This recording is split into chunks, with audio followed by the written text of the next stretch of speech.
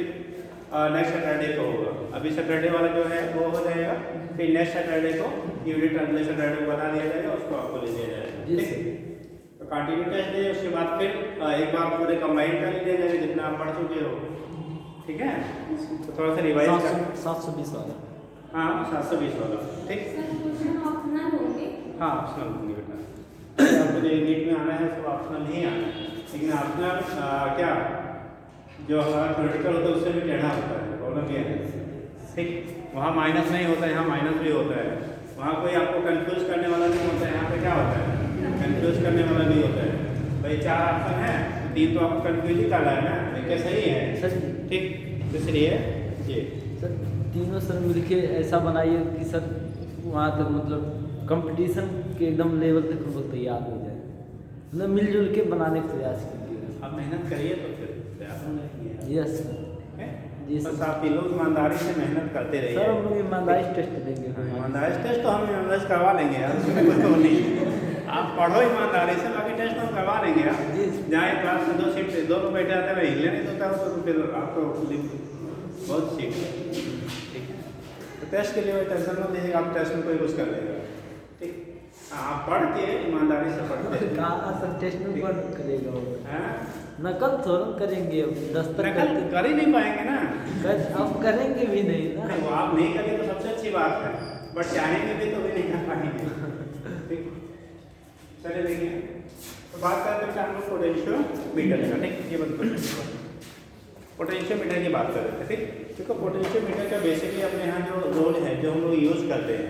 ठीक, एक तो कंडीशन होती है किसी अननोन सेल का ईएमएफ काउंट करने के लिए, दूसरा 2 के इंटरनल रेजिस्टेंसेस को कंपेयर करने के लिए, तीसरा 2 के ईएमएफ को कंपेयर करने के लिए।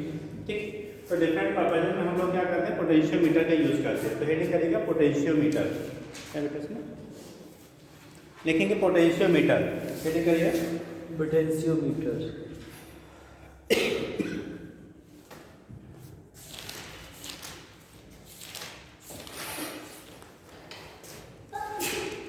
सर सेल को जोड़ने वाला कब बताया जाएगा? लिखिएगा, सेल कॉम्बिनेशन नहीं हुआ अभी, बताया तो था कि नहीं हुआ है? हुआ देख लो, पहले करा दिया तो कहाँ जोड़ रहे हो सेल को? सेल को जोड़ने वाला बहुत पहले बता दिए थे भाई, रेजिस्टेंस कॉम्बिनेशन के बाद ही सेल कॉम्बिनेशन हो गया था। देखिएगा,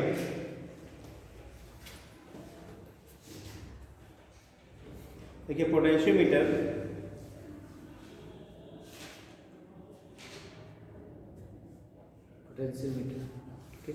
is a device which is used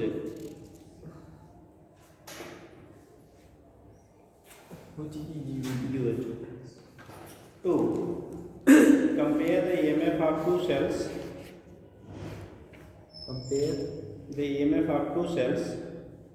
and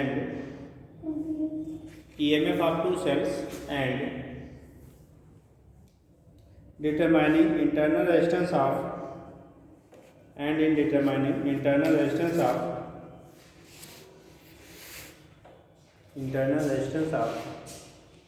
primary cell and in determining internal resistance of primary cell.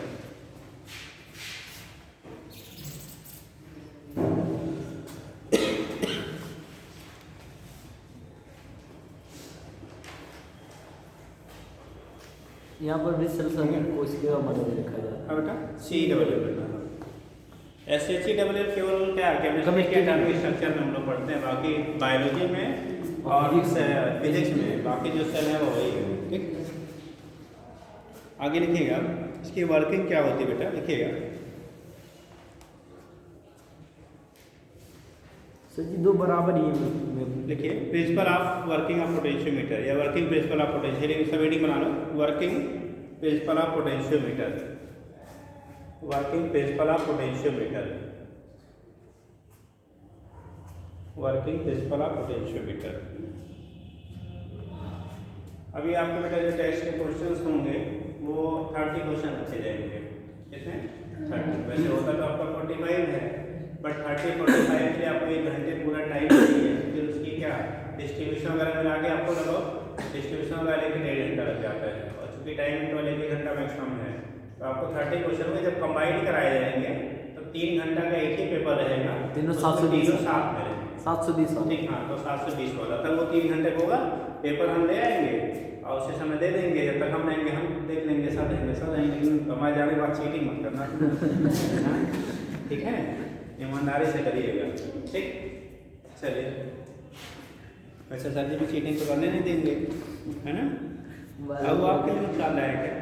ठीक, चलिए। अब कोई करेगा नहीं, मौका पाते कर लेते भैया,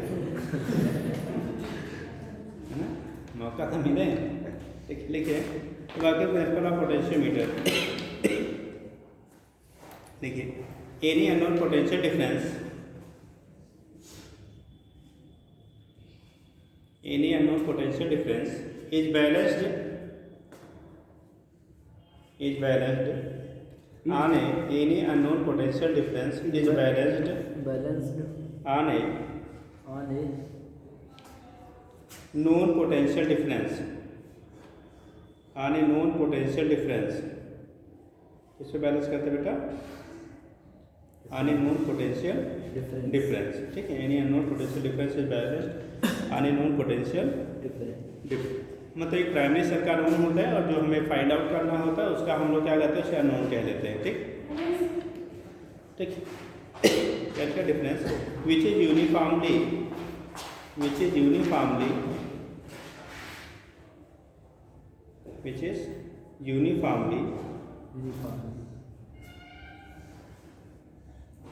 distributed over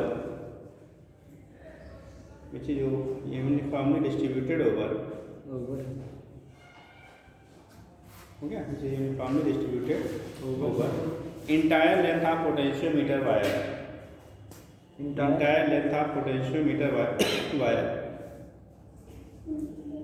entire length of potentiometer wire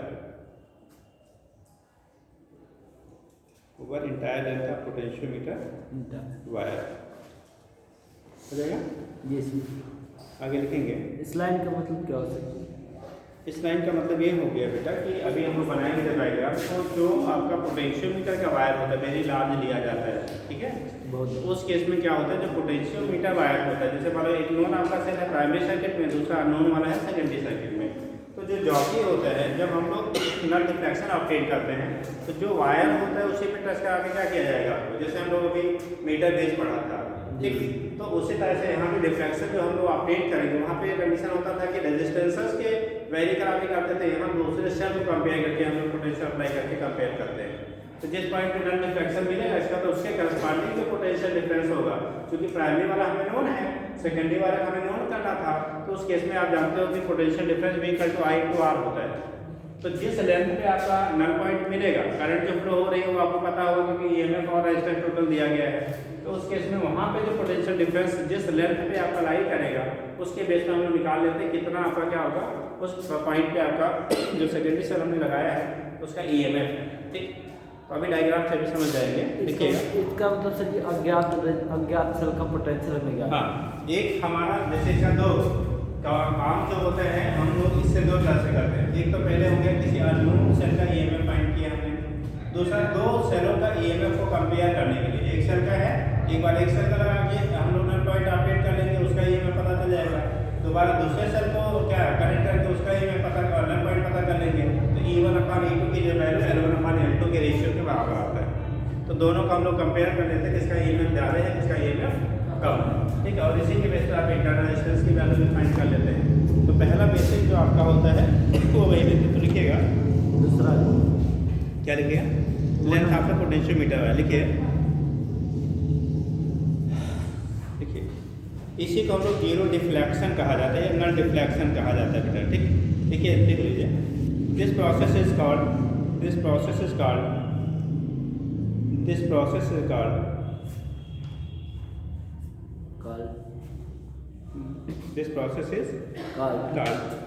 ठीक, क्या कह रहा है? जीरो डिफ्लेक्शन और null deflection method. Zero deflection और नल डिफ्लेक्शन मेथड और नल डिफ्लेक्शन मेथड।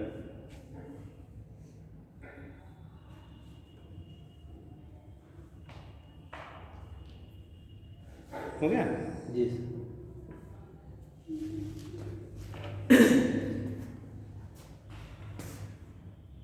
अब देखो यहाँ पे क्या होता है, जब हम लोग डायग्राम बनाएंगे जो पोटेंशियल मीटर लेते हैं बेटा, एक हम लोग प्राइमरी से लेते हैं, पहले हम एक प्राइमरी से लेते हैं, इसके साथ में एक लोड रेजिस्टेंस हम लोग हाई रेजिस्टेंस कनेक्ट कर दिया जाता है, ठीक। और ये जो पोटेंशियल मीटर वायर होता है ये यूनिफॉर्म थिकनेस का आप लेंगे, इसकी थिकनेस कैसी होनी चाहिए, यूनिफॉर्म। एक्चुअल में इसकी लेंथ जो है 12 to 24 लगभग कहीं अलग अलग डाटा दिया गया है, मीटर के रेंज का आता है, ठीक है। उस केस में यहाँ से इसका EMF इस्माली है, रेजिस्टेंस इस्माला है, इसे हम लोग RL कहेंगे या RS कह देते हैं, ठीक। तो उस कंडीशन में क्या होगा, इसकी वैल्यू जो होती है वो हम लोग ये ऐसा कर रहा हूँ, क्योंकि हमें यहाँ से वेरिएबल रेजिस्टेंस सर्किट में जो करंट की वैल्यू होती है बेटा, उसको इसकी हेल्प से हम लोग क्या कर सकते हैं, चेंज कर सकते हैं। चेंज करने का मतलब वेरिएशन हम लोग कर लेते हैं, उसी को आप क्या कहते हो, ठीक है। वेरिएबल रेजिस्टेंस यहाँ लगा लेते हैं, रियोस्टेट नाम दे देते हैं, क्या लेते हैं, RS से निकाल, ऐसे हमने लगाया। अब देखो इसकी वजह से सर्किट में फ्लो होने वाले करंट की वैल्यू को क्या करेंगे हम लोग, फ्लक्चुएट करते हैं, ठीक। इसको ऐसे भी सिम्बलाइज करते हैं, ऐसे ही बना के और ऐसे कर देते हैं, तभी हम लोग वही कहा जाता है रियोस्टेट, ठीक। मतलब जिसकी वजह से जो सर्किट में रेजिस्टेंस की वैल्यू है उसको हम लोग बेटा वैरी करा देते हैं, क्या करते हैं, उसकी वैल्यू को वैरी कराएंगे, तो वैरी कराएंगे तो करंट की वैल्यू भी क्या करेगा हमारा, वैरी करता है, ठीक।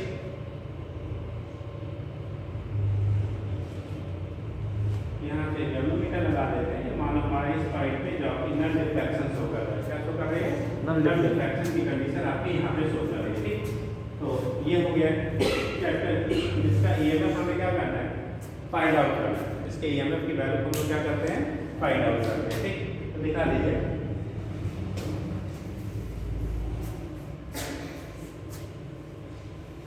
वो सर ये आई है, आई ये आर के बाद, आर के बगैर ये इंटरनल रेजिस्टेंस R है, ये EMF E है, ये इसे कहते हैं प्राइमरी सर्किट, ऊपर वाले क्या कहेंगे हम लोग, प्राइमरी सर्किट सेल सर्किट बोला जाता है, इसे कहते हैं सेकेंडरी सर्किट, सेकेंडरी सर्किट बोलते हैं। एक प्राइमरी सर्किट होगा, दूसरा हमारा क्या हो जाएगा, सेकेंडरी सर्किट होगा बेटा, ठीक। दिखा दीजिए,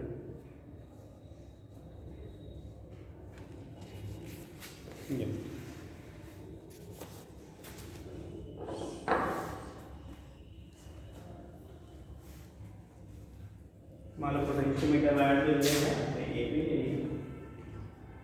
कितनी हो गए, जबकि हो गए मैग्नीमीटर हो गए, जीरो डिफ्लेक्शन कंडीशन हो,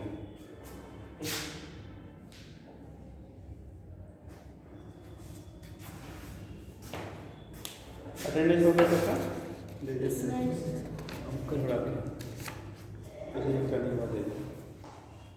जिनका नहीं है वो लोग कर दीजिए।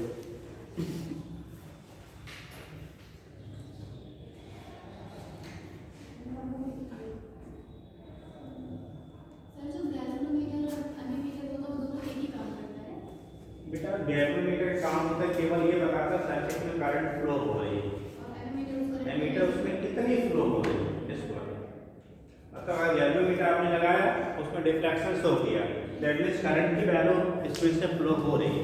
एग्जैक्ट जो कैलकुलेशन होता है वो हम एमीटर से निकालते हैं, एक्चुअल में कितनी वैल्यू उसकी, क्योंकि यहाँ पे हम जहाँ गैल्वेनोमीटर का यूज कर रहे हैं हमारा काम है नल डिफ्लेक्शन ऑब्टेन करना, मतलब अगर डिफ्लेक्शन 0 है तो इसका मतलब क्या है, ये नल पॉइंट मिल गया हमको, तब हमें खाली पता करना है कि नल डिफ्लेक्शन है या नहीं, बस उतने के लिए हम यहाँ पे यूज करते हैं।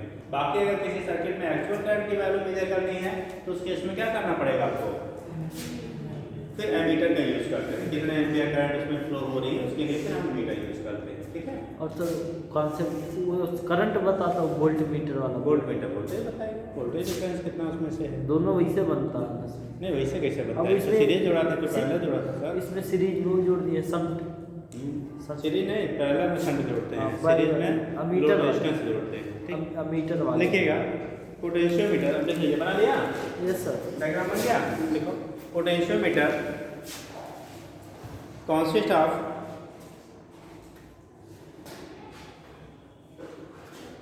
of a resistive wire potentiometer consist of a resistive wire A B, ये पूरा हमारा ए से लेके B, A B of length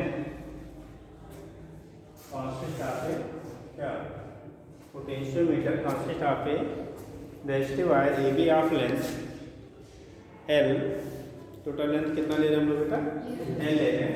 और इस एल की वैल्यू थोड़ी सी किताबों में अलग अलग है, कहीं 6 to 10 मीटर दिया गया है, कहीं मीटर 12 से लेके क्या 20 मीटर दिया गया, थोड़ा वेरिएबल है। जितना इसकी वैल्यू ज़्यादा होगी उतनी सेंसिटिविटी उसकी ज़्यादा होगी, ठीक। तो जितना ज़्यादा लंबा बनाएंगे उतना सेंसिटिविटी क्या होता है आपका बड़ा होता है। अब बात ये आता है कि हमने कहा मालूम इनपुट जो वैल्यू 6 to 10 मीटर हम ले रहे हैं, अब इतना बड़ा डिवाइस कहाँ आप लैब में रखोगे, तो लैब में स्टेट नहीं होता है, ऐसे ही वायर जो होता है ना ऐसे इस तरह से आपका लगा होता है, ठीक। तो मल्टीपल बार ये वेल्डेड होता है, इस तरह से आपका ये वायर होता है, ठीक है। तब वो वैल्यू हमारे 6 to 10 या फिर क्या 12 to 20 मीटर लिया जाता है। ये तो 20 मीटर का एक तो क्या बतला क्या पूरा हाल एक तो पोटेंशियोमीटर से ही बन गया, ठीक। तो उस केस में इस तरह से उसको राउंडेड करके हम लोग क्या करते हैं बनाते हैं, लेकिन हमें यहाँ समझने के लिए इस तरह से आपका क्या होगा तो प्रेजेंटेशन कर लेते हैं, ठीक है। तो क्या लिया आपने,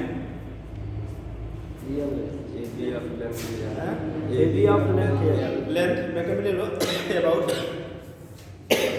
अलग अलग बुकों में बेटा अलग अलग डाटा मिलेगा। 6 to 10 metre, 6 to 10 metre long and made up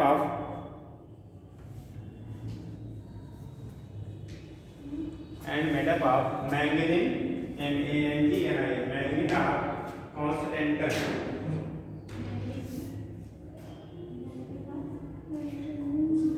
made up of manganese or constantan, CONSTANTN,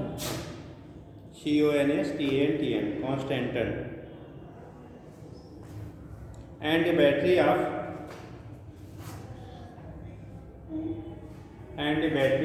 known voltage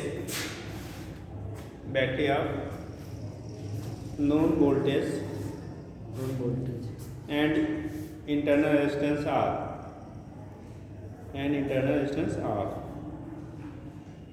known voltage आप ही ले लो, स्मॉल ई से दिखाया हम लोग डायग्राम में, internal voltage E and internal resistance small r, small r तो यहाँ लिखा है स्मॉल आर। इसी को सप्लायर बैटरी भी हम लोग बोलते हैं, क्या लिखा है बेटा, small r called supplier battery,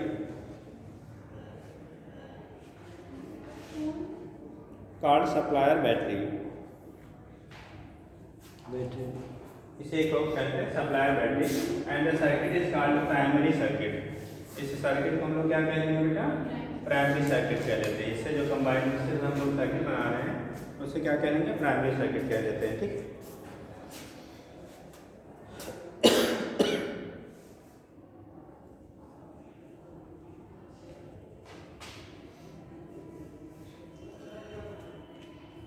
देखिए one terminal of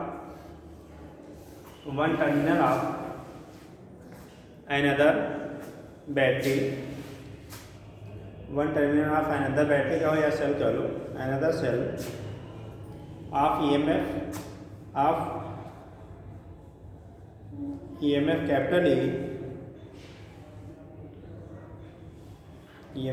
E which is to be measured, जिसको वैल्यू हमें क्या करना है, which is to be measured, जिसे हमें नापना है, जिसके EMF की value is connected at one end of the, देखो एक एंड है आपका बेटा, ठीक है, one end of the primary circuit and the other at any point on the resistive wire, primary circuit and other at any point on the resistive circuit, resistive wire, ये जो AB दिया है इसका, resistive wire AB through a galvanometer, through a galvanometer forms the secondary circuit. ये बेटा बना हमारा क्या, secondary circuit, forms the secondary circuit. तो क्या बनाता है वो, सेकेंडरी सर्किट का फॉर्मेशन करता है, फॉर्म्स द सेकेंडरी सर्किट। हो गया जी। तो ये केस आपका होता है, ठीक है। अब कंडीशन क्या होता है, यहाँ पे जो हम लोग यूज़ करते हैं, एक चीज़ होता है, ये जो वायर हम लोग लेते हैं, चाहे कॉन्सेंट्रेट का हो चाहे मैग्नेट का हो बेटा, ये ऑलवेज क्या रहेगा, इसकी जो वैल्यू मतलब थिकनेस होता है, थिकनेस की वैल्यू हर जगह क्या होनी चाहिए, same.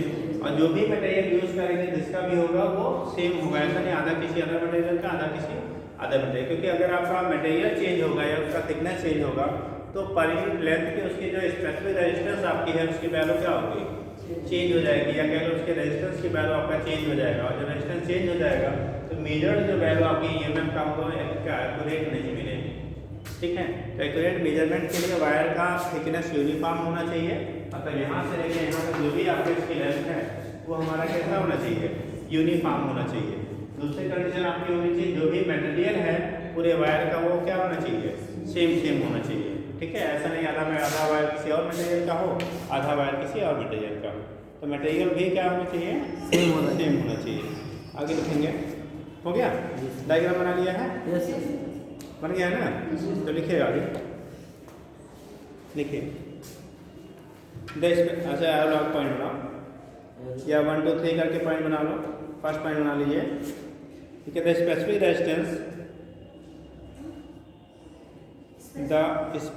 Resistance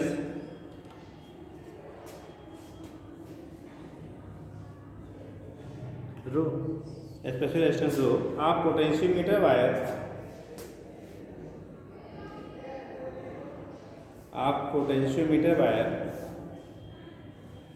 specific resistance of potentiometer wire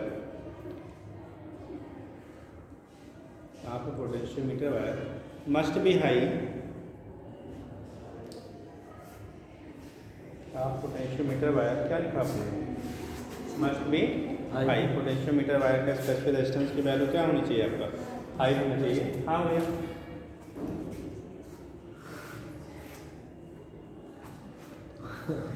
must be क्या है, high, but its temperature coefficient, underline कर लेना बेटा, but its temperature coefficient of resistance must be low, temperature coefficient of resistance must be लो,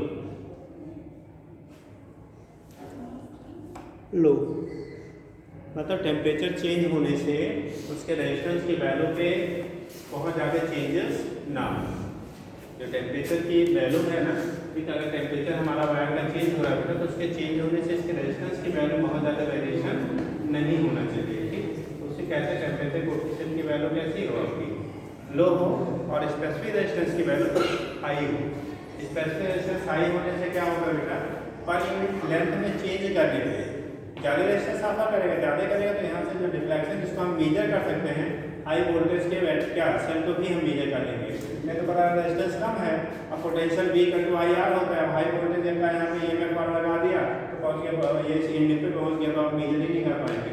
इसीलिए इसके स्पेसिफिक रेजिस्टेंस की value wire का high होना चाहिए और टेम्परेचर कोएफिशिएंट की वैल्यू लो होनी चाहिए, क्योंकि जब भी मेरा साइकिल से करंट फ्लो होता है तो टेम्परेचर कुछ ना कुछ राइज करेगा, और टेम्परेचर राइज करेगा, उस टेम्परेचर की राइज करने से अगर इसके रेजिस्टेंस की वैल्यू बहुत ज़्यादा चेंज हो जा रही है तो भी रिजल्ट हमारा क्या होगा, एक्यूरेट नहीं मिलेगा, ठीक है।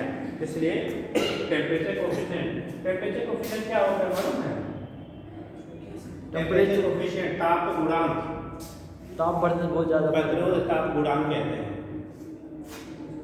क्या होता है भाई, प्रतिरोध ताप गुणांक। एक दिन कमिश्नर साहब आने वाले हैं आप लोगों से मिलने के लिए, ठीक। उस दिन सर जी लोग पूछ रहे थे कि क्या मतलब बच्चे आए हम लोग तो कुछ आंसर देंगे, हम सर आप आइए तो फिर पता नहीं क्या देंगे, हैं। तो अपने साथ में हम लोगों की इज्जत का कम से कम ध्यान रखिए कि अगर कोई चीज़ पूछी जाती है तो ऐसा ना हो कि क्लास क्या रहे सन्नाटा, ठीक। अब उसके लिए क्या करना पड़ेगा, पढ़ना पड़ेगा। क्या करना पड़ेगा? पढ़ना पड़ेगा। ठीक है। और पढ़ने के लिए क्या करना पड़ेगा? मेहनत करना पड़ेगा। उसके लिए कापी किताब पेन भी होना चाहिए। हैं ठीक है। तो उसके साथ समय भी देना पड़ेगा, है ना। ठीक। तो वो पढ़ते रहिए। ऐसा नहीं होना चाहिए कि कोई क्लास में आए और कोई आपसे पूछे तो आप लोग क्या एकदम मुँह बदल बोलते हैं ना, जना बोल सके ना तो सुन सके ना तो देख सके। हैं तो उनकी तरफ आप क्या करिए? बैठे रहिए। ठीक। क्योंकि आपकी इज्जत के साथ हम लोग की इज्जत है, हम लोग की इज्जत के साथ यहाँ के जो भी अफसर हैं उनकी इज्जत है, उनकी इज्जत के साथ क्या हमारे मुख्यमंत्री जी की इज्जत, मतलब सब एक दूसरे से क्या है? रिलेटेड है। आपकी इज्जत के साथ आपके माँ बाप की इज्जत है। भाई आप कल को बन जाओगे तो नाम किसका होगा? माँ बाप के वगैरह। देखो उनका बच्चा बच्ची था और जो है ये बन गया वो बन गया, होता है ना। ठीक। तो मतलब हर कड़ी एक दूसरे से क्या है? जुड़ी हुई। इतनी कड़ियों की इज्जत को बचाना आपके हाथ में है। ठीक। मतलब इतने कड़ियों की इज्जत को बचाना किसके हाथ में है? आपके हाथ में है। ठीक है। अब आप बचाना चाहते हैं तो बचा लेंगे, नहीं तो सबकी इज्जत को क्या करेंगे आप? हाँ ठीक है। तो क्योंकि जो पूछेगा वही जो साइंस सिस्टम का होगा। जैसे इस वाले से हम लोग ज़्यादा आते हैं, आप देखते होंगे ना यूपीएससी वाले में।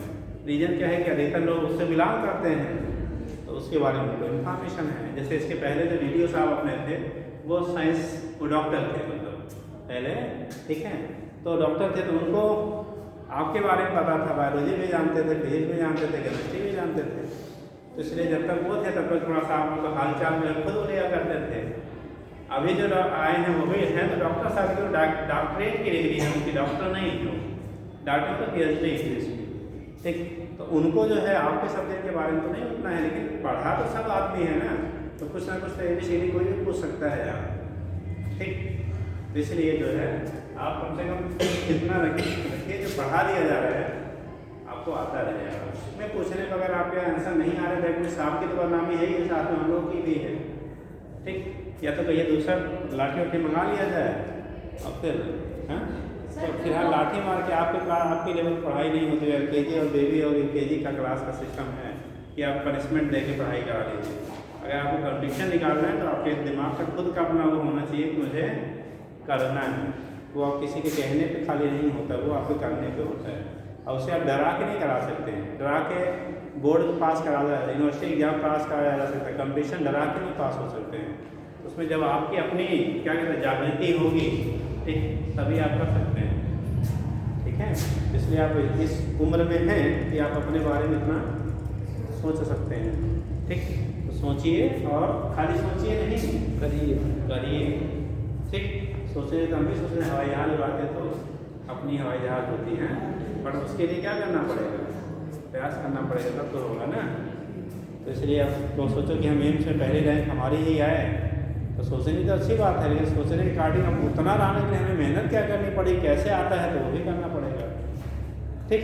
और अगर सोच लेंगे, देखो दो चीज़ें होती है बेटा, 5 मिनट आपका लगेगा फिर आप टॉपिक से हम लोग, बल्कि कल मैंने एक वीडियो भेजा था उस पर ग्रुप पे आपसे 02 वाले पे, किसी ने देखा था? एक को खाली देखा। हाँ हम लोग ऐड ही नहीं है, आपको दिए थे सर बता तो कुछ ही कहीं हो गया यार होगा कहीं, देखते हैं। जिसका नाम उस पर नहीं होगा तो नोट कर दो, क्योंकि इन्फॉर्मेशन उसी के थ्रू जाता है। आप तो इसीलिए 3 बजे आ रही थी। क्या बजे आई थी? आई नहीं साहब, आप हमको 3 बजे बेटा यहाँ पर नाम और नाम क्या कुर्सी मेरे जेब में पड़ा था। हम तो देखे और किसी का नाम नहीं है? दे देना बेटा पीछे। जिनका नहीं है उनका नाम अपना नोट करके नाम और नंबर नोट कर दीजिए। ये वाले पास में चलिए, तो इस केस में क्या होगा बेटा? टेम्परेचर टेम्परेचर कोफिशिएंट हम लोग बोले तो टेम्परेचर कोफिशिएंट की वैल्यू क्या होनी चाहिए? Temperature coefficient resistance. Temperature coefficient मतलब पर यूनिट टेम्परेचर चेंज होने पर उसके रेजिस्टेंस में जो चेंजेस होते हैं उसी को हम लोग टेम्परेचर कोफिशिएंट और रेजिस्टेंस कहते हैं। मतलब 1 unit temperature 1 degree centigrade temperature बढ़ाने पर जो इसके किसमें रेजिस्टेंस में चेंज होता है वो उसका क्या कहते हैं? Temperature coefficient. आपने पढ़ा हुआ R = R0 1 + α × T पढ़े हैं? टेम्परेचर चेंज करने में बेटा रेजिस्टेंस की वैल्यू चेंज होती है। आपने फार्मूला पढ़ा होगा RT = R0 1 + अल्फा × T। यही अल्फा को कहते हैं टेम्परेचर कोएफिशिएंट ऑफ रेजिस्टेंस कहा जाता है।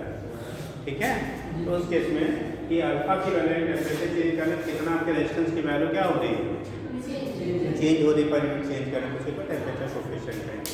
अरे वहाँ लिखने की जरूरत नहीं, ऊपर लिखे होते हैं यार, लिखे हैं सर वहाँ अल्फा बीटा यहाँ दिखा आगे लिखिए, लिखे नहीं तो जिनका नंबर नोट नहीं है बेटा वो फिर से नोट कर दीजिए, दूसरा ग्रुप बना दिया जाता है। ठीक, ठीक है, आपका तो नोट होगा, क्या बार नोट करोगे, पहले शुरू में अपने किए थे। देखो ऊपर, लेकिन हम ज्वाइन नहीं लिखिए बेटा आगे लिखिए। दूसरा point, all higher potential points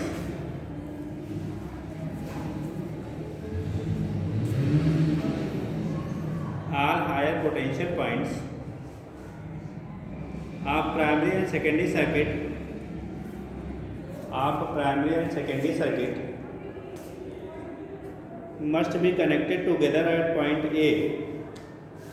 must, देखो ये पॉइंट हमने इसका हायर पोटेंशियल पॉइंट मतलब क्या, पॉजिटिव टर्मिनल है, हाँ इसका भी पॉजिटिव क्या है यहाँ होना चाहिए। ठीक है, तो क्या लिखा है, मस्ट बी कनेक्टेड, क्या लिखे हो, all higher potential point of primary and secondary circuit must be connected together at point A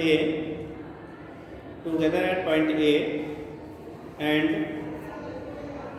lower potential points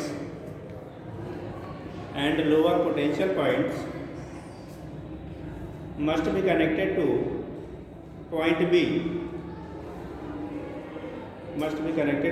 B or jockey, point B और क्या जॉकी, यहाँ दिया पर कनेक्ट हो रहा है। ठीक, पॉइंट जॉकी बी और जे, जॉकी पॉइंट। ठीक है,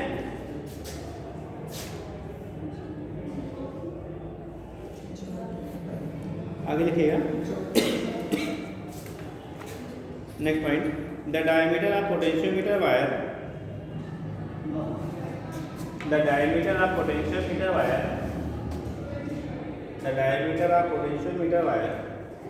must be diameter of potentiometer wire must be same everywhere,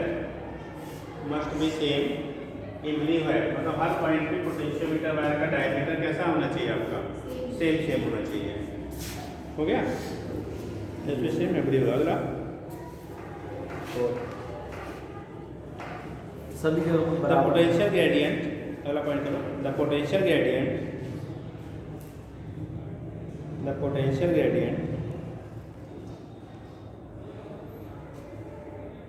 must remains constant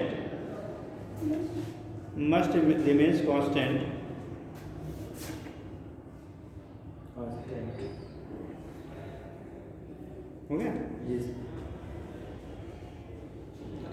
अब आगे लिखेंगे। अब देखो बेटा पोटेंशियल ग्रेडियंट क्या होगा। ठीक, व्हाट इज पोटेंशियल ग्रेडियंट, सब पॉइंट बना लो। पोटेंशियल ग्रेडियंट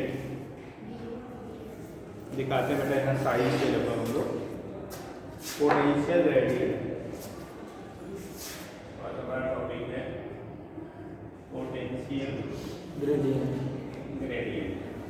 जैसे हम लोग कहते थे रेजिस्टेंस की वैल्यू, ठीक, लेंथ जैसे चेंज हो रहा था, चेंज होता था, वैसे ही पोटेंशियल ग्रेडियंट। अगर यहाँ से लेके यहाँ तक का पोटेंशियल हमारा V है बेटा, और लेंथ आपका L है। और किसी बचा बेटा, सब लोग हो गए ना अपडेटेड? दोबारा लिस्ट है अपडेटेड, हाँ 1 2 3 4 5 6 7 8 9 10 इतने लोग हैं अभी। चलिए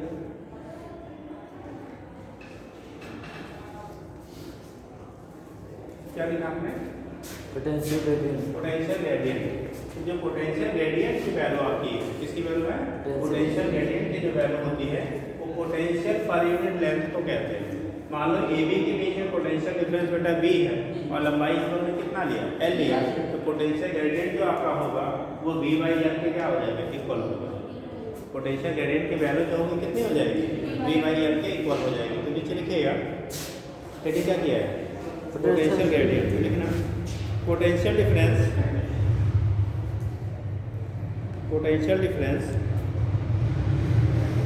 पर unit length of wire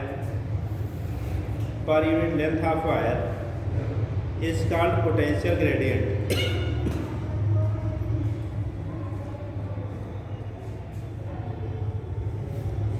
Is called potential gradient.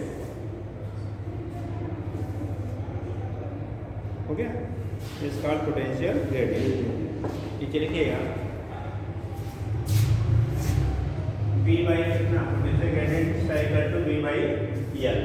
अब ये V है, यहाँ से यहाँ तक का हमारा पोटेंशियल डिफरेंस V माइनस ए वाला, V माइनस ए कर सकते हैं। ठीक, नहीं अभी हम लोग लिख लेंगे उसके बाद में। V को ये नहीं कह सकते, क्योंकि ये जब लगाएंगे ना तो यहाँ पे देखो ये रेजिस्टेंस भी है। मान लो इसका रेजिस्टेंस की वैल्यू हमने क्या ले लिया, R ले लिया, यहाँ से यहाँ तक का रेजिस्टेंस R है, इसका R है, इसका क्या है R है। तो V की वैल्यू के बराबर तब होता है जब करंट की वैल्यू आप में क्या फ्लो नहीं हो, या इंटरनल रेजिस्टेंस की वैल्यू फ्लो क्या लेते हैं, 0 लेते हैं सर्किट। ठीक, उस केस में क्या होगा, यहाँ से तो दिखा लेते हैं कि इस कंडीशन में आपकी वैल्यू होगी या नहीं होगी। ठीक, तो ऑलवेज V की वैल्यू के बराबर नहीं होता है, पहले भी बताया जा चुका है। ठीक है, तो लिखिएगा V बाई एल। अब V की वैल्यू जब निकालेंगे यहाँ पे V की वैल्यू कितनी होगी, तो V बराबर चूंकि I पोटेंशियल डिफरेंस I तो क्या होगा, R इक्विवेलेंट होगा, तो I की वैल्यू हमारी होगी I, मान लीजिए हमने करंट फ्लो हो रही है, R की जो वैल्यू होगी पूरी सर्किट का, पूरे सर्किट में कितना होगा, देखो 2R R H, और यहाँ पे इस वायर का रेजिस्टेंस R जो हम लोग ले रहे हैं, जिसको हम लोग R इक्विवेलेंट किया है, इसकी वैल्यू होगी R plus RH plus small series में तीनों जैसे हैं, सीरीज में ही है ना। तो ये हो गया हमारा कितनी वैल्यू, B की वैल्यू होगी, इसकी वैल्यू होगी B की वैल्यू होगी। तो यहाँ पे अगर इसकी वैल्यू आप रखोगे, ऊपर इस क्वेश्चन में रखेंगे तो एक क्वेश्चन फर्स्ट हो जाएगा, सही करंट होगा। B की वैल्यू होगी बेटा I R plus RH plus small r अपान क्या L स्मॉल r, क्या हो गया L के बराबर हो गया। तो ये पोटेंशियल ग्रेडियंट हम लोग इस टर्म में भी लिख लेते हैं। ठीक, अतः पोटेंशियल डिफरेंस पर यूनिट लेंथ को ये हम क्या कहते हैं, पोटेंशियल ग्रेडियंट कहेंगे। ठीक, नोट करिए। सर जी हमें केवल ए बी की ज्ञात करना है, तो पूरा कर देंगे। हमें सर ए बी की केवल ज्ञात करनी है, क्या चीज, पोटेंशियल डिफरेंस। भाई हमने पोटेंशियल ग्रेडियंट निकाल लेते हैं, जैसे पोटेंशियल ग्रेडियंट यही ए बी तो पार्ट ही है, उसी का हमें निकालना है। अभी हमने क्या निकाला है, I की वैल्यू निकाला है। एक मिनट के बेटा, हमने क्या निकाला आपका B equal to I to R, तो ये आप E की वैल्यू लिखो यहाँ पे, यहाँ ये लिख लीजिए, क्योंकि पूरे का निकाल रहे हैं, पूरे का E इक्वल टू I तो क्या हो गया R हो गया।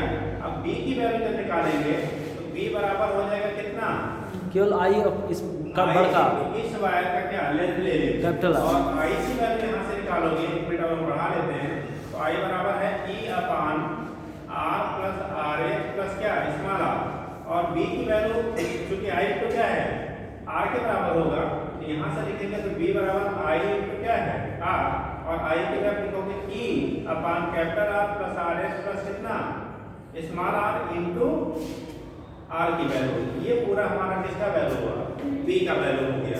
अब इसकी वैल्यू इसमें रख दो, तब लिखो फ्रॉम क्वेश्चन कहाँ से, क्वेश्चन फर्स्ट से कर लो। तो ये हो गया पोटेंशियल ग्रेडियंट की वैल्यू होगी, B की तरफ लिखेंगे हम लोग E इंटू R अपान R प्लस RH प्लस क्या स्मॉल r अपान R स्क्वायर कर सकते हैं। ठीक, ये वैल्यू हो गई हमारी किसकी, पोटेंशियल ग्रेडियंट की वैल्यू E इंटू R।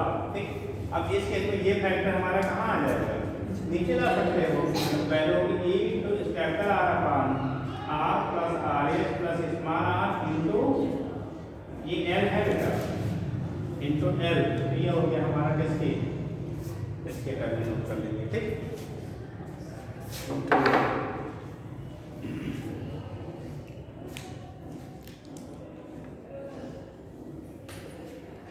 एक तो रिलेशन हम लोग यहाँ से निकाल लेते हैं, इसके बेस पे जब निकालना है। ठीक, ये इंटू R अपान R प्लस है, और दूसरा हम लोग निकाल लेते हैं क्योंकि बी बराबर आई आर होता है।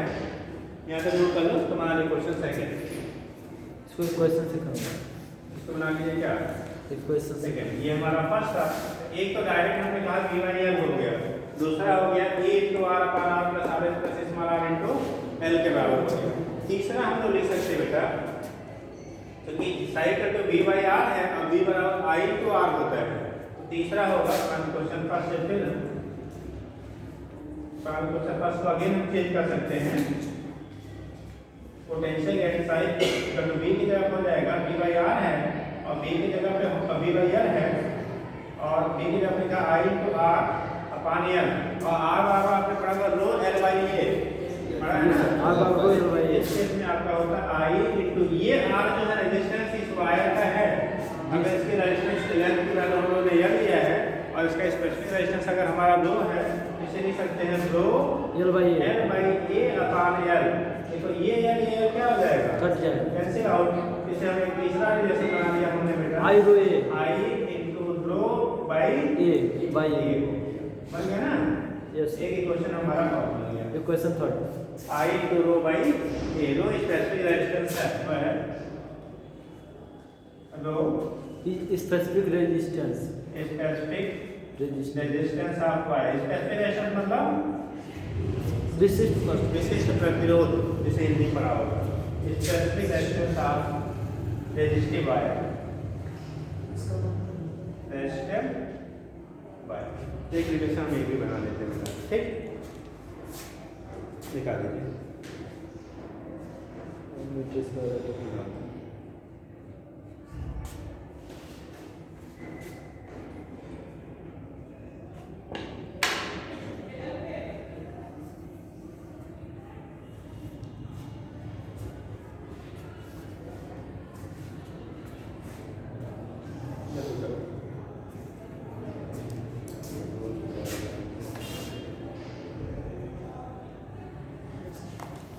आगे लिखिए, बन गया बेटा। कोई दिक्कत हो तो पूछ लो, क्योंकि थोड़ा सा एप्लीकेशन क्वेश्चन में टफ होता है। थोड़ा सा क्वेश्चन एप्लीकेशन नीचे लिखेंगे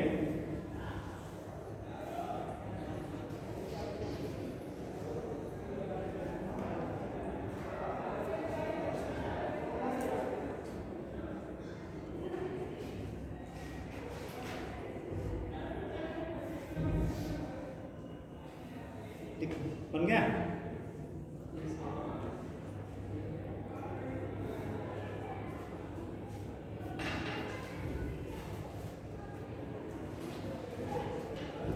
कौन लोग छुट्टियों चल रहे हैं बेटा इस समय? बहुत लोग हैं। अरे कोचिंग के कोई नहीं, और कौन आता है? सब लोग तो प्रेजेंट है। शिवाजी आते हैं, इधर आते हैं 3-4 लोग।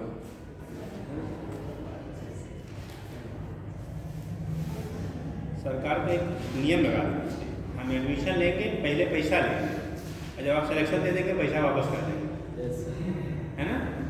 क्योंकि जब पैसा जमा रहेगा तो रेगुलर लोग पढ़ने आएंगे, हैं, और सिलेक्शन भी पा जाएंगे, है ना। कुछ करना चाहिए ऐसा, है ना। क्योंकि ऐसा क्या है, जब जिसकी मर्जी होता है आता है, जब जिसकी मर्जी होता है वो गायब रहता है। बाद में ये कहते हैं कि पढ़ाई नहीं किया, ठीक। इसी वजह से स्कूल हमारे फेल कर देते हैं। हमारे पेरा इसी वजह से फेल करते हैं लड़कों को। कहते हैं आएंगे ये नहीं और नाम बदनाम करेंगे स्कूल का, इसीलिए फर्स्ट ईयर में फेल कर देते हैं डायरेक्ट नाम काट के बगैर। चलो लिखो, लिखिए बेटा आगे।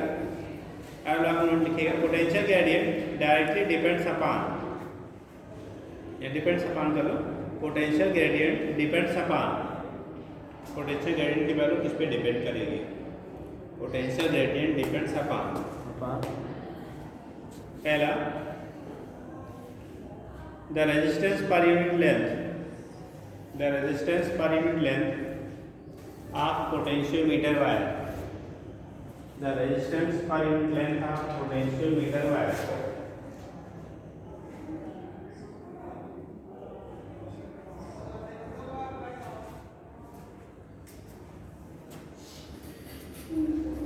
Resistance resistance per unit length of potentiometer wire.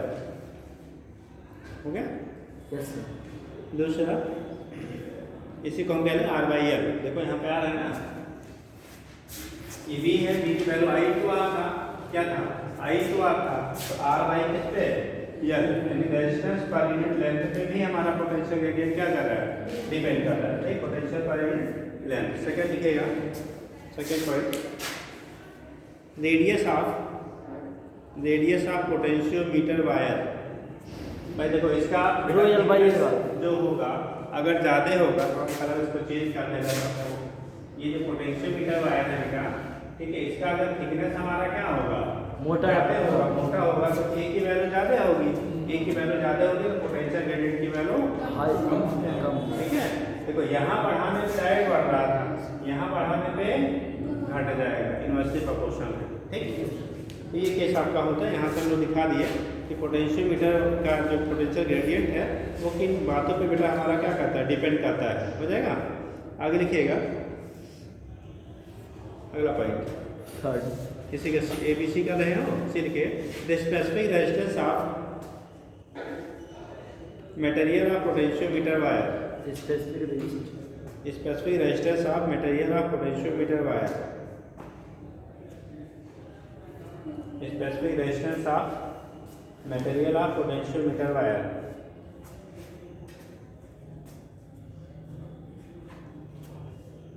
Potentiometer wire, मतलब रो की वैल्यू, जो वायर का पोटेंशियोमीटर का रेजिस्टेंस रो है तो रो पे भी डिपेंड कर रहा है ना, तो रो की वैल्यू ज़्यादा होगी तो पोटेंशियल ग्रेडियंट की वैल्यू ज़्यादा होगी, ठीक।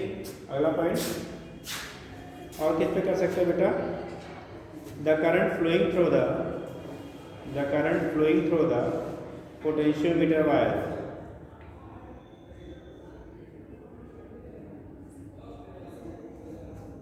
Current flowing through the potentiometer wire. Okay, तो इन सारी चीज़ों पे डायरेक्टली हमारा डिपेंड कर रहा है पोटेंशियल ग्रेडियंट की वैल्यू इन चीज़ों से। एक आपने कहा किससे, लेंथ R/L लिया, रेजिस्टेंस पर यूनिट लेंथ ले लिया, एरिया ले लिया, रो ले लिया, ठीक है। और कंडीशन क्या, किसके बेस पे, स्पेसिफिक रेजिस्टेंस पे आपने कहा, एरिया क्रॉस सेक्शन पे आपने कहा, V/, क्या R/L पे कहा, यानी रेजिस्टेंस पर यूनिट लेंथ पे कह लिया, ठीक है। और पोटेंशियल किस पे, करंट जो फ्लो कर रही है उस पर। इतनी चीज़ों पे डायरेक्टली डिपेंड करता है। नेक्स्ट पॉइंट लिखिएगा, ये ABC हो गया जी सर। अगला एरो आगे लिखिएगा, potential gradient indirectly depends upon, potential gradient indirectly depends upon, किन चीज़ों पे इनडायरेक्टली डिपेंड करेगा, potential gradient indirectly depends upon,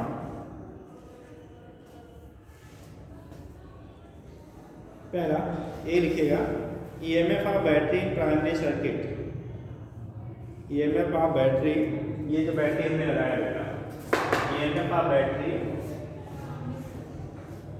connected in primary circuit, EMF of battery connected in primary circuit। Small resistance पे करेगा, RH पर भी करेगा। दूसरा B, resistance of rheostat, resistance of rheostat, रिहोस्टेंस, रियोस्टेट RHEOSTAT, रियोस्टेट का resistance of rheostat and internal resistance of primary cell, internal resistance of primary cell. ये primary cell बोलो बेटा इसको, प्राइमरी सर्किट में जो लगा हुआ है, internal resistance of primary cell. Secondary वाले कहाँ है ये सर जी? प्राइमरी में है ही केवल होती है ना प्राइमरी, ठीक। अब सर तुम्हारे पास सेकेंडरी है बट दिखाया नहीं गया है, लेकिन होता तो इंटरनली है ही है ना, इसमें भी। तो उस कंडीशन में प्राइमरी सेल। अरे अब सेल लिख लेंगे तो प्राइमरी सर्किट का सेल लिख लीजिए। जी, तो ये केस आपका होता है, इसके बेस पे हम लोग यहाँ से फाइंड आउट करते हैं।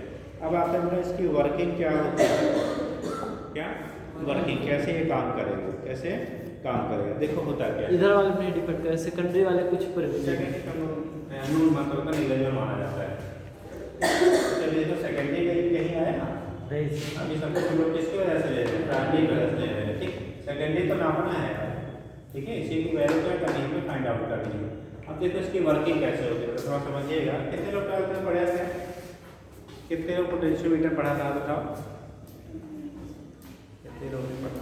आप लोग पढ़े नहीं पढ़े, लेकिन कहाँ पढ़े कहाँ गया पता नहीं चला, हाँ ठीक।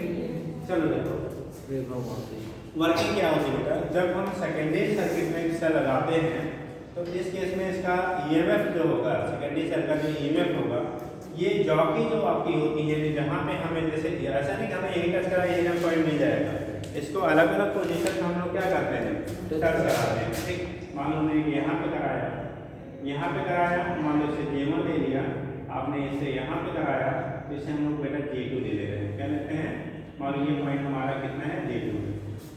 अगर यहाँ पे इस पॉइंट J1 पे कराने पे डिफ्लेक्शन इधर की तरफ शो किया, इधर कराने पे डिफ्लेक्शन क्या हो जाएगा, उधर की तरफ, मतलब डिफ्लेक्शन क्या होगा, नल पॉइंट पे जब रहेगा तभी डिफ्लेक्शन 0 होगा। डिफ्लेक्शन का मतलब इसमें जो आपका एरो होता है, नीडल जो लगी होती है, ये डिफ्लेक्शन बेटा 0 तभी शो करेगा जब ये कहाँ पे होगा, नल पॉइंट पे होगा।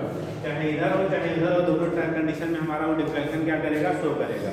अगर डिफ्लेक्शन शो कर रहा है इसका मतलब यहाँ से लेके यहाँ तक का जो पोटेंशियल डिफरेंस है, ए और जे के बीच का जो पोटेंशियल डिफरेंस है, या J1 का पहले मान लो J1 लेते हैं, J1 का जो पोटेंशियल डिफरेंस B है वो E से बराबर नहीं होगा, ठीक।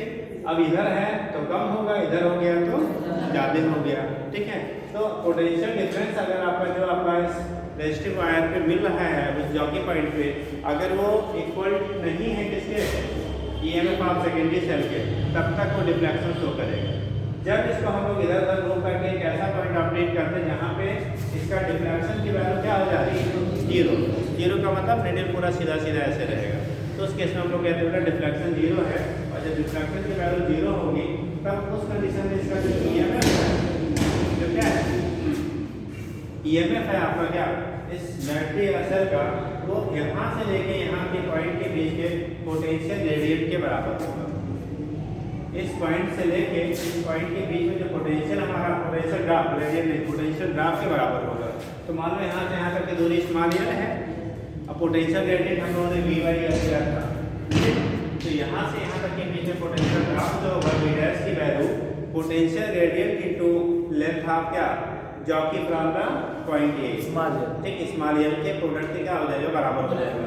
अब पोटेंशियल ग्रेडियंट V/L है, V/L के टर्म में ले सकते हैं, इसके टर्म में ले सकते हैं, जो भी कंडीशन दिया रहेगा information V dash by small L जो भी रहेगा, जैसा भी इंफॉर्मेशन रहेगा उसके रिगार्डिंग आप डाटा वहाँ पे यूज करेंगे, ठीक। कॉन्सेप्ट आपका वही होगा कि इस सेल का जो ईएमएफ है, इस सेल का ईएमएफ जो है इस ए पॉइंट से लेके जॉकी पॉइंट जहाँ पे न्यूट्रल पॉइंट में मिल रहा है उनके बीच के पोटेंशियल ड्रॉप पे क्या होना चाहिए, बराबर। जब बराबर होगा तब ये नल पॉइंट आपका यानी कि 0 डिफ्लेक्शन शो करेगा। अगर इसके इधर है या तो इधर आप लेंगे तो दोनों कंडीशन में डिफ्लेक्शन की वैल्यू 0 नहीं होगी। डिफ्लेक्शन 0 करने के लिए हमेशा इसको हम इधर उधर मूव करते हैं, ऐसे पोजीशन पर पहुंचते हैं जहाँ पे आपका डिफ्लेक्शन जब 0 होगा। डिफ्लेक्शन 0 का मतलब इस यहाँ से लेके यहाँ तक वायर के बीच में जो पोटेंशियल ड्रॉप हो रहा है वो इस ईएमएफ में क्या होगा, बराबर, ठीक, बराबर होना चाहिए। अब एक चीज़ हम ध्यान रखेंगे हमेशा बेटा, एक क्वेश्चन अगर आपको डिजाइन पे दिया जाए, अभी तो पूछा नहीं गया, नया बनाया जा सकता है इससे कि ड्यूरिंग यूज ऑफ क्या potentiometer the EMF of primary cell is greater than secondary, secondary is greater than primary, both are equal, none of this क्या होगा। मतलब अगर हमें किसी पोटेंशियोमीटर वायर के थ्रू ईएमएफ फाइंड आउट करना है किसी सेकेंडरी सेल का, तो उसके ईएमएफ की वैल्यू प्राइमरी सेल के ईएमएफ से ज़्यादा होनी चाहिए, कम होनी चाहिए, बराबर हो सकता है, नन ऑफ दिस या ऑल ऑफ दिस, क्या बनेगा। कब हम मेजर कर सकते हैं, जब सेकेंडरी सेल का ईएमएफ ज़्यादा हो प्राइमरी से, प्राइमरी सेल का ईएमएफ ज़्यादा हो सेकेंडरी से, या दोनों का बराबर हो, या इनमें से कोई नहीं। बराबर भी हो सकता है और कम भी हो सकता है। किसका कम होगा, सेकेंडरी वाला। हम लोग किसका लो, तो प्रैक्टिकली हम लोग यूज बेटा तब करते हैं जब आपका प्राइमरी सेल की ईएमएफ की वैल्यू हाई हो और सेकेंडरी की लो। अगर आपका दोनों बराबर हो गया तो डिफ्लेक्शन जाके एकदम इंडिंग पॉइंट पे मिलेगा, ठीक। और एक्यूरेसी जो होती है सब इंस्ट्रूमेंट की वो घट जाती है, ठीक है। ना हम यहाँ पे चाहते हैं और ना ही यहाँ पे चाहते हैं, मतलब इनके बीच में रहेगा, वो भी सबसे बेटर तब माना जाता है जब उसके मिड पॉइंट पे राइज करता है, ठीक है। तो इसलिए हमेशा जो मेजरिंग सेल होता है उसका EMF क्या होता है, कम रखा जाता है, किससे, जो प्राइमरी सेल में लगाया है, इसीलिए प्राइमरी सेल का EMF जो है वो हायर रखा जाता है, ठीक है। जिससे आपका नल पॉइंट जो है AB के बीच में कहीं मिले, कहाँ पे मिले, AB के बीच में मिले, तो समझ आएंगे। इतना कर लीजिए, कल हम लोग इसकी वर्किंग पढ़ेंगे बेटा, ठीक है। थोड़ा सा लंबा टॉपिक था तो इस वाले बड़े प्राइमरी वाले के लिए रेजिस्टेंस नीचे तो बहुत ज़्यादा है ना, रेजिस्टेंस नीचे बहुत ज़्यादा है, हाँ, तो कम नहीं होना चाहिए। क्या चीज़, इससे रेजिस्टेंस इसके नीचे बहुत ज़्यादा है, हाँ। R भी है, RH भी है, R स्मॉल R भी है, तब और इसके नीचे के लिए बहुत कम ही होना चाहिए। अरे यहाँ इसके लिए अभी तो जैसे मान लो यहाँ से यहाँ तक का जो प्राइमरी सेल का पोटेंशियल लॉस हो रहा है, ठीक है, तभी तो इसके बराबर होगा जब इसकी ये पूरा पोटेंशियल ड्रॉप यहाँ से लेकर यहाँ तक हो रहा है ना, जी सर, ये पूरे सर्किट में आपका EMF का ड्रॉप हो रहा है। यस। तो अगर हमारा पोटेंशियल इसकी वैल्यू अगर ज़्यादा हो जाएगी तब तो नल पॉइंट कहीं मिलेगा ही नहीं यार, ये बराबर हो गया तभी नल पॉइंट हमें कहाँ मिलेगा। इसकी सर्किट कितनी है सर, ये छोटी, इसकी यहाँ से लेके यहाँ तक है मैक्सिमम, ठीक, यहाँ तक हम रिफ्लेक्ट हो सकते हैं, ठीक है ना। जी सर, तो उस केस में हमारा इसकी वैल्यू कम होगी, नहीं कम पता लगा कि यहाँ से यहाँ भी पहुँच गया तभी नल पॉइंट नहीं मिला। तो इसका रेजिस्टेंस इस कैपिटल R से नीचे, लिया ही नहीं, तो आगे दे रहे हैं। तो सर इस जिस बारे में इंटरनेशनल हम लोग नहीं कंसीडर कर रहे हैं। जैसे इंटरनल है, जिस वायर पर लेंगे उस वायर की भी रेजिस्टेंस होगी ना, कैपिटल R दे दिया गया, हाँ, ये कैपिटल R ने लिया है इसका, तो वो जहाँ तक जाएगा वहीं तक वहीं तक का है। हाँ, नहीं ये यहाँ तक का नहीं है, ये यहाँ से लेके यहाँ तक का है। पूरे तार का सभी जगह पर सेम, ये पूरे तार का रेजिस्टेंस कैपिटल R है। पूरे तार पे सभी जगह पर चाहे जहाँ पर हम टच कराएंगे उसकी R को हम R ही देंगे ना हमेशा। नहीं भाई, हम अगर यहाँ तक ले रहे हैं तो इधर की इतनी लेंथ होगी उतना ही, तो हमारा हमने इस रेजिस्टेंस को हमने खाली इसमें से करंट मेजर करने के लिए यूज किया है, बाकी काम एक्सटेंड किसके बेस पे कर रहे हैं,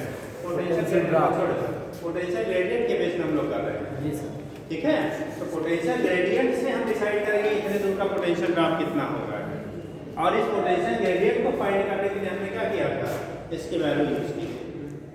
नहीं सर, हम कह रहे हैं कि अगर पोटेंशियल ड्रॉप हमको पता चल गया, जिस जहाँ पर जॉकी मिलेगा वहीं तक का हमें पोटेंशियल ड्रॉप मिलेगा, तो उसका रेजिस्टेंस अगर हम निकालेंगे तो इस कैपिटल R के ही इक्वल आएगा ना सभी, कैपिटल R से कम आएगा यार उसका रेजिस्टेंस, कैपिटल R तो यहाँ से यहाँ तक है ना, टोटल उससे कमी तो आएगा, जी सर।